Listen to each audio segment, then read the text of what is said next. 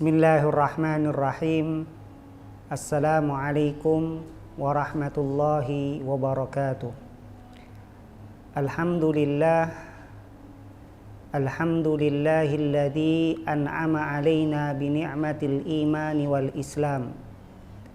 Asyhadu an la ilaha illallah wahdahu la syarikalah, al-malikul haqqul mubin. Wa asyhadu anna Muhammadan abduhu wa rasuluh, sayyidul awwalin wal akhirin.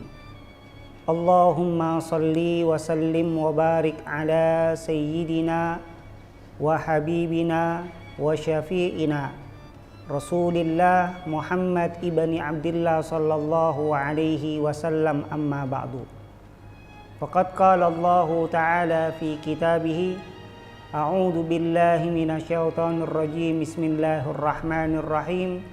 Wa anzalallahu 'alaikal kitaba wal hikmata wa 'allamaka ma lam takun ta'lam wa kana fadlullahi 'alaika 'azima. Wa qala 'alaihi salatu wassalam fi hadithihi, ma amartukum bihi fakhuduhu wa ma nahaitukum anhu fantahu. Al-hadits atau kama qala Rasul sallallahu alaihi wasallam fi hadithihi. Para pemirsa Syiar TV yang dimuliakan dan dirahmati oleh Allah Subhanahu wa taala. Pertama-tama, pada episode yang ke-10 ini mari kita sama-sama memanjatkan rasa syukur kita kepada Allah, memanjatkan rasa terima kasih kita kepada Allah, yang mana hingga pada kesempatan hari ini Allah Subhanahu wa taala masih memberikan kepada kita iman, masih memberikan kepada kita kesehatan, masih memberikan kepada kita usia yang lebih.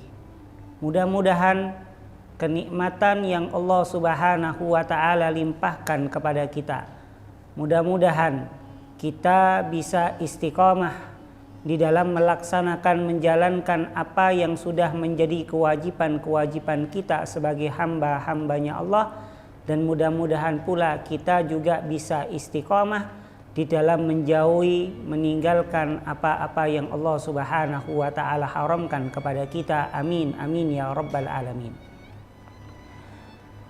Kedua kalinya salawat serta salam tercurahkan atas junjungan Nabi besar kita Muhammad sallallahu alaihi wasallam, kepada keluarga beliau, sahabat beliau, pengikut beliau, dan khususnya kepada umatnya yang senantiasa bertakwa kepada Allah Subhanahu wa taala.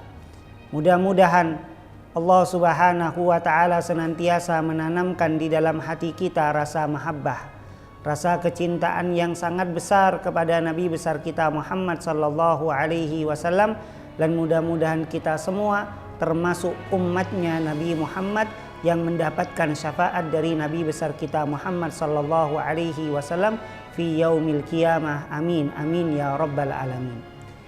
Para pemirsa Syiar TV yang dimuliakan dan dirahmati oleh Allah Subhanahu wa taala. Pada episode yang ke-10 kali ini, pembahasan yang kita bahas pada hari ini adalah mengenai tentang al-istinja. Pada episode yang ke-9 kita membahas mengenai tentang hal-hal ataupun apa-apa yang dianjurkan ataupun apa-apa yang disunnahkan tatkala seseorang tersebut itu masuk ke dalam kamar mandi. Pada kesempatan hari ini ataupun episode yang ke-10 menjelaskan kepada kita mengenai tentang istinja itu sendiri. Al-istinja, ya. Al-istinja itu adalah menghilangkan najis yang keluar dari jalan depan dan jalan belakang.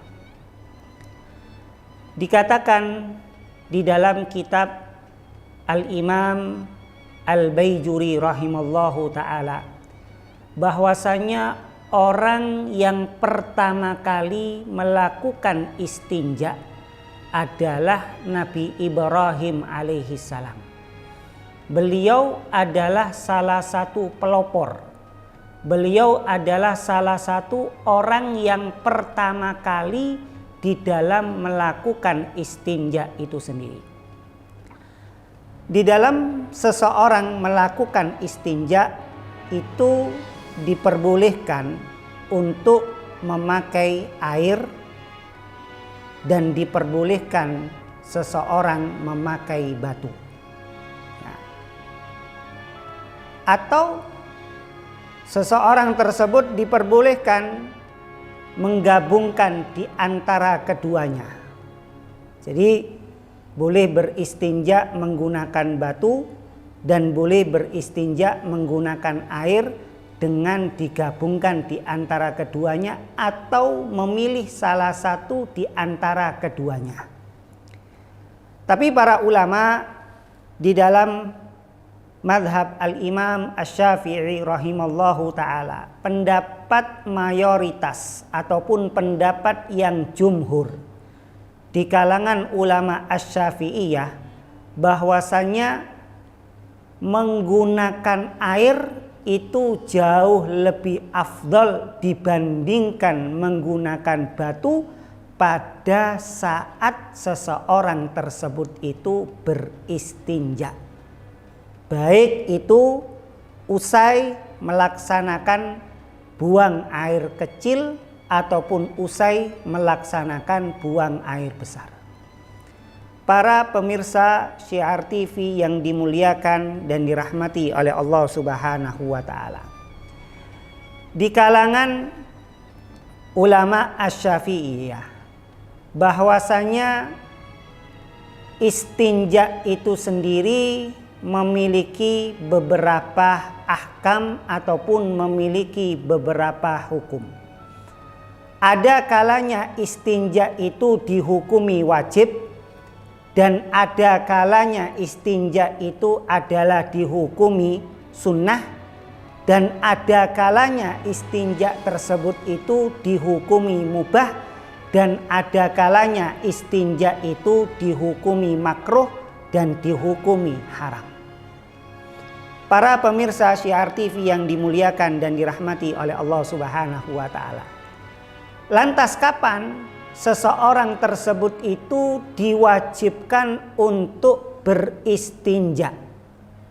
Apabila seseorang tersebut itu buang air kecil, buang air besar, yang mana dari dua jalan tersebut adalah mengeluarkan sesuatu yang sifatnya itu adalah sesuatu yang najis, nah, ataupun sesuatu yang kotor.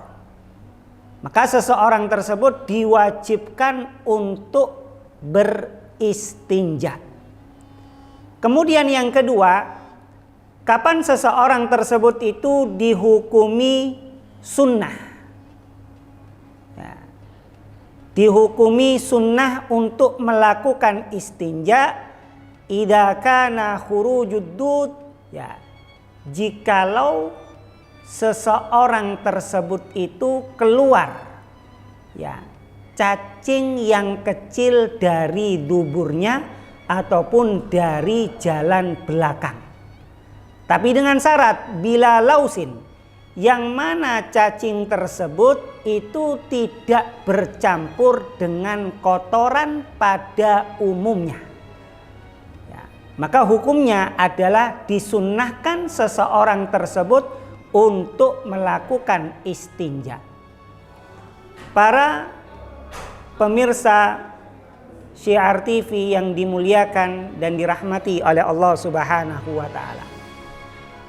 Kemudian lantas kapan seseorang tersebut itu dihukumi makruh untuk melakukan istinja? Ya. Dikatakan oleh para ulama di dalam madhab al-Imam Asy-Syafi'i rahimallahu ta'ala bahwasanya seseorang beristinja itu dihukumi makruh jikalau seseorang tersebut hanya buang angin. Kalau bahasa Jawanya itu ngentut ataupun buang angin. Ya, jadi ada orang yang buang angin kemudian dia itu memilih untuk beristinja, maka hal yang semacam itu adalah dihukumi makruh. Para pemirsa Syiar TV yang dimuliakan dan dirahmati oleh Allah Subhanahu wa taala. Lalu yang keempat adalah kapan seseorang tersebut itu beristinja dihukumi mubah. Jadi mubah kalau dilakukan tidak mendapatkan pahala, apabila tidak dikerjakan pun seseorang tersebut itu tidak mendapatkan pahala. Kapan? Yaitu idza kanal istinja, jikalau seseorang tersebut itu melakukan istinja minal irq, apabila di jalan belakang tersebut itu terdapat keringat. Ya, mungkin karena duduk terlalu lama ataupun pakaiannya terbuat dari bahan yang terlalu panas, kemudian ya, jalan belakang itu berkeringat. Lalu seseorang tersebut itu melakukan istinja, maka adalah hukumnya mubah. Para pemirsa Syiar TV yang dimuliakan dan dirahmati oleh Allah Subhanahu wa taala. Kemudian yang kelima itu istinja dihukumi haram. Nah, jadi istinjanya itu hukumnya haram, ada dua ya, bagian yang dikatakan oleh para ulama di dalam madhab al-Imam Asy-Syafi'i. Yang pertama adalah haramun ma'a adamis sihah. Jadi hukum istinja itu adalah hukumnya haram, dan istinja itu sendiri tidak sah di kalangan para ulama fikih. Jadi tidak memenuhi standar, tidak memenuhi syarat di dalam beristinja itu sendiri. Kapan? Idza kanal istinja bimat'umin. Ya. Apabila seseorang tersebut itu beristinja dengan menggunakan bahan makanan seperti roti ataupun buah-buahan. Ya, jadi kalau ada orang habis buang air kecil ataupun habis buang air besar, kemudian seseorang tersebut itu menggunakan alat istinjanya menggunakan roti ataupun menggunakan buah-buahan, maka yang pertama seseorang tersebut itu dihukumi haram. Kemudian yang kedua adalah istinjanya itu tidak memenuhi syarat alias tidak sah. Kalau istinjanya itu sudah tidak sah, kalau istinjanya itu sudah tidak memenuhi syarat, maka seseorang tersebut itu belum dalam keadaan suci. Jadi belum dalam keadaan suci, harus istinja dulu. Nah, jadi kalau seandainya seseorang tersebut itu memilih wudhu kemudian sholat, maka sholatnya tidak sah. Kenapa? Karena masih ada najis. Karena istinjanya itu belum memenuhi standar, belum memenuhi syarat yang ditentukan di kalangan ulama fikih ataupun di kalangan ulama asy-Syafi'iyah. Nah, itu yang pertama. Kemudian yang kedua ya, adalah waharamun ma'asihati. Ya, waharamun ma'asihati.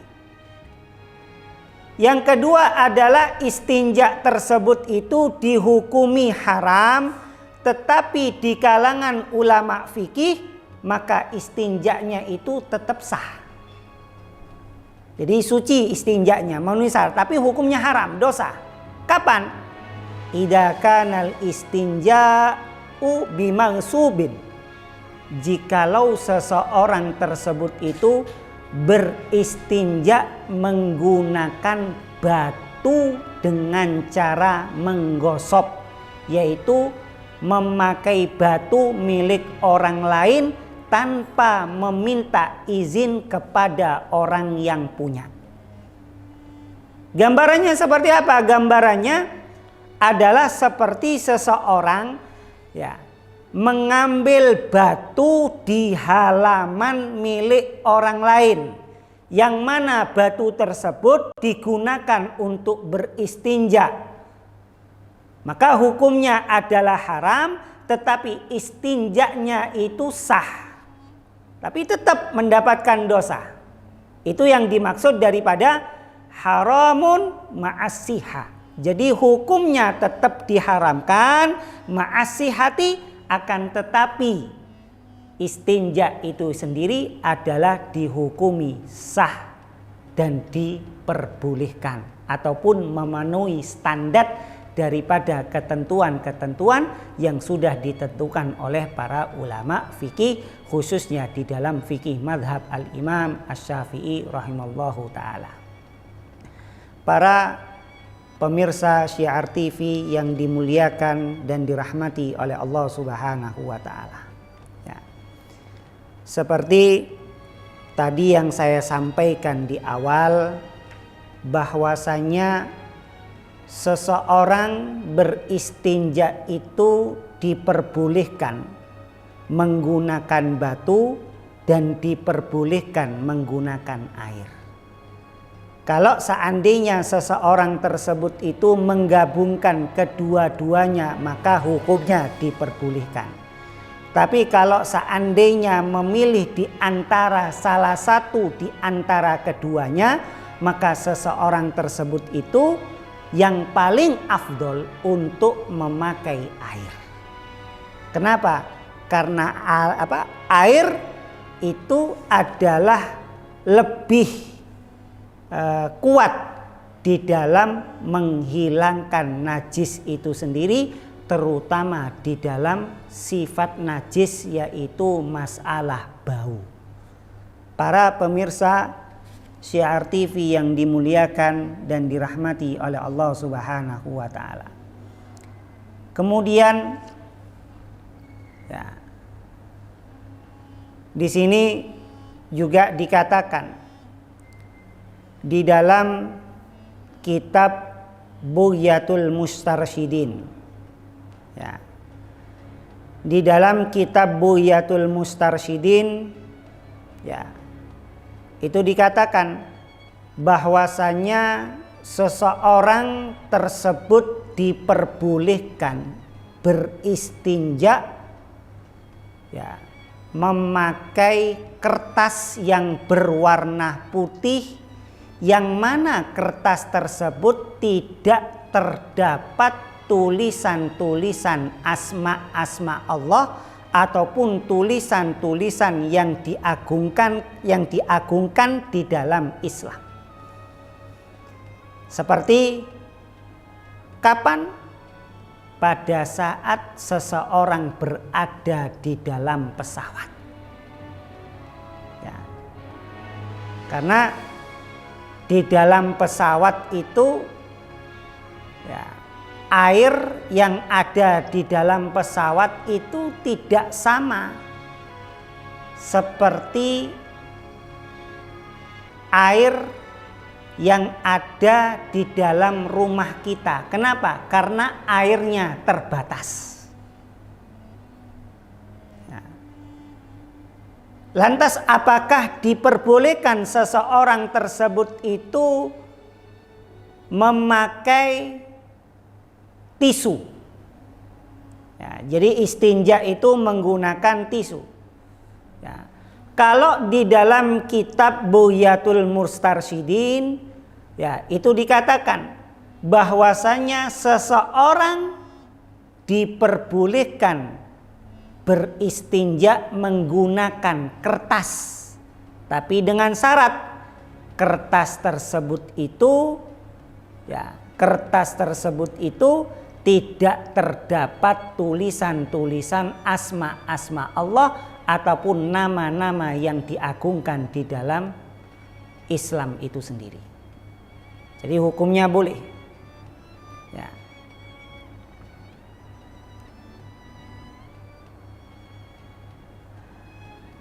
Kemudian juga dikatakan oleh Al-Imam Ibnu Qasim rahimallahu ta'ala bahwasanya seseorang tersebut itu diharamkan untuk memakai batu yang telah diwakafkan.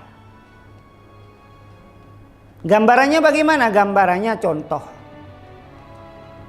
Ada sebuah masjid ataupun ada sebuah musola ataupun ada sebuah madrasah ataupun ada sebuah pesantren yang mana semuanya itu adalah wakaf, baik tanah, bangunan dan sebagainya. Jadi di area itu sudah diwakafkan. Ya. Kemudian seseorang tersebut itu mengambil sesuatu, mengambil batu lah, ya. Mengambil batu di tempat tanah yang diwakafkan. Lalu seseorang tersebut itu memakainya, maka hukumnya adalah diharamkan. Meskipun hukum istinja itu sendiri adalah hukumnya sah, tetapi hukumnya adalah diharamkan. Para pemirsa Syiar TV yang dimuliakan dan dirahmati oleh Allah Subhanahu wa taala.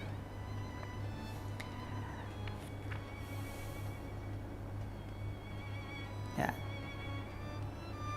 Di dalam kitab Fathul Alam bi Syarhi Mursyidil Anam itu dikatakan wa aujaba Malik al-istinja minal maniyi. Ya. Di kalangan ulama Malikiyah, yaitu di kalangan mazhab al-Imam Malik, bahwasanya istinja itu adalah hukumnya wajib meskipun mengeluarkan air mani. Berbeda dengan madhab al-Imam Asy-Syafi'i. Di kalangan madhab al-Imam Asy-Syafi'i, ya, seseorang yang diwajibkan untuk beristinja baik itu menggunakan air ataupun menggunakan batu apabila yang keluar dari dua jalan, yaitu jalan depan dan jalan belakang, yang keluar adalah sesuatu yang najis, maka diwajibkan untuk beristinja. Dan mani adalah bukan sesuatu yang najis di kalangan ulama Asy-Syafi'iyah. Tapi di kalangan Al-Imam Malik, bahwasanya mani itu adalah sesuatu yang najis. Di kalangan ulama Malikiyah, mani itu adalah sesuatu yang najis. Maka di kalangan ulama Malikiyah mengatakan, tatkala seseorang tersebut itu mengeluarkan mani, maka diwajibkan seseorang tersebut itu untuk beristinja, dan itu disebutkan di dalam kitab Fathul Alam bi Mursyidil Alam. Ya, bi Mursyidil Anam. Para pemirsa Syiar TV yang dimuliakan dan dirahmati oleh Allah Subhanahu wa taala, demikian episode yang ke-10 yang saya sampaikan pada kesempatan hari ini, yaitu mengenai tentang beristinja. Jadi inti daripada apa yang telah saya sampaikan mulai dari awal tadi hingga akhir, bahwasanya istinja adalah sesuatu yang harus, sesuatu yang wajib tatkala seseorang tersebut itu mengeluarkan sesuatu yang najis dari dua jalan, baik jalan depan maupun jalan belakang. Adapun alat yang dipakai untuk istinja itu ada dua. Boleh menggunakan air, boleh menggunakan batu. Kalau seandainya menggabungkan kedua-duanya boleh. Tapi kalau seandainya memilih, ini memilih ya. Memilih mana yang lebih afdol, air atau batu. Maka para ulama di kalangan ulama Asy-Syafi'iyah itu mengatakan air itu jauh lebih afdol di dalam penggunaan istinja. Kenapa? Karena air itu dapat menghilangkan bau, sedangkan menggunakan batu itu hampir tidak mampu untuk menghilangkan bau. Mudah-mudahan apa yang saya sampaikan ini bisa bermanfaat, khususnya kepada diri saya pribadi, umumnya kepada umat Islam. Dan mudah-mudahan Allah Subhanahu wa taala senantiasa mempertemukan kita pada episode yang ke-11, dan mudah-mudahan pula kita diberikan usia yang barokah, usia yang bermanfaat. Amin amin ya rabbal alamin. Kurang lebihnya kami minta maaf. Wabillahi taufik wal hidayah. Tsumma assalamu alaikum warahmatullahi wabarakatuh.